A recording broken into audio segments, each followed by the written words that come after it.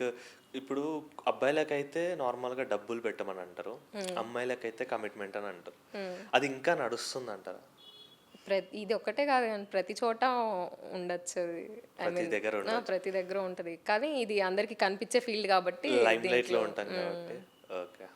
So, మీరైతే అదే చెప్తారు 3 టిప్స్ అంటే లైక్ అంటే నేను ఎక్స్పీరియన్స్ చేసింది ఖచ్చితంగా నేను ఏదైనా ఆ సీన్ని బై హార్ట్ చేసి చేయాలన్నప్పుడు నాకు ఖచ్చితంగా వచ్చేది కాదు.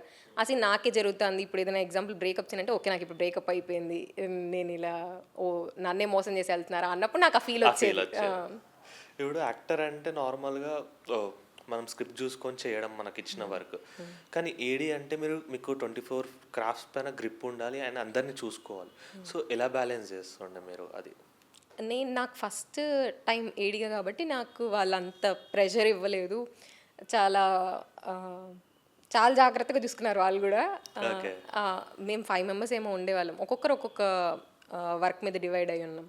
ఒకరు యాక్టర్స్ని హ్యాండిల్ చేయడం, ఒకరు స్క్రిప్ట్ ఎక్స్ప్లెయిన్ చేయడం, ఇలా ఒక్కొక్క రోజు ఒక్కొక్క పని చేసేదాన్ని. ఐ మీన్ షిఫ్ట్ అవుతూ వచ్చాం, నేర్చుకోవాలి కదా అని చెప్పి స్టార్టింగ్ ప్రతిదీ చేసుకుంటూ వచ్చాను. కాబట్టి నేను తప్పులు చేసినా నన్ను వాళ్ళు ఎక్కువ తిట్టలేదు స్టార్టింగ్లో. ఓకే ఫస్ట్ టైం కదా, మెచ్చుకుంటూనే వచ్చారు ఫస్ట్ టైం కదా, ఇంకా బాగా చేస్తావు ఇంకా బాగా చేస్తావు అని. ఇది టైమింగ్ ప్రకారం ఉంటుంది మేడం? 9 to 5 జాబ్‌ల లాగానా లేకపోతే? లేదు లేదు, షూట్ ఎప్పుడు ఐ మీన్ మార్నింగ్ షూట్స్ ఉంటాయి, నైట్ షూట్స్ ఉంటాయి. 9 to 5 అస్సలు నా వల్ల కాదు. కాదు.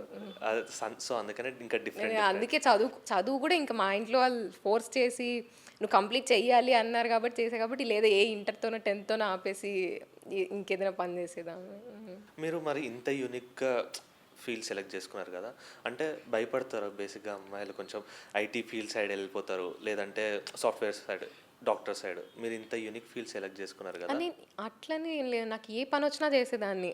స్టార్టింగ్లో నేను రిసెప్షనిస్ట్గా కూడా చేశాను. అంటే మా ఇంట్లో వాళ్ళు చూడు నువ్వు కంప్లీట్ అయిపోయింది, నువ్వు చేయలేదు అంటే ఐ మీన్ జాబ్ చెయ్యొచ్చు కదా అని. నాకు ఏదో ఒకటి చెయ్యాలి కదా, ఏదైతే ఏమి అని వెళ్ళిపోయాను. నెక్స్ట్ డే రిసెప్షనిస్ట్ పేపర్లో, సాక్షి పేపర్లో వేస్తూ ఉంటారు కదా, ఆ! ఆ!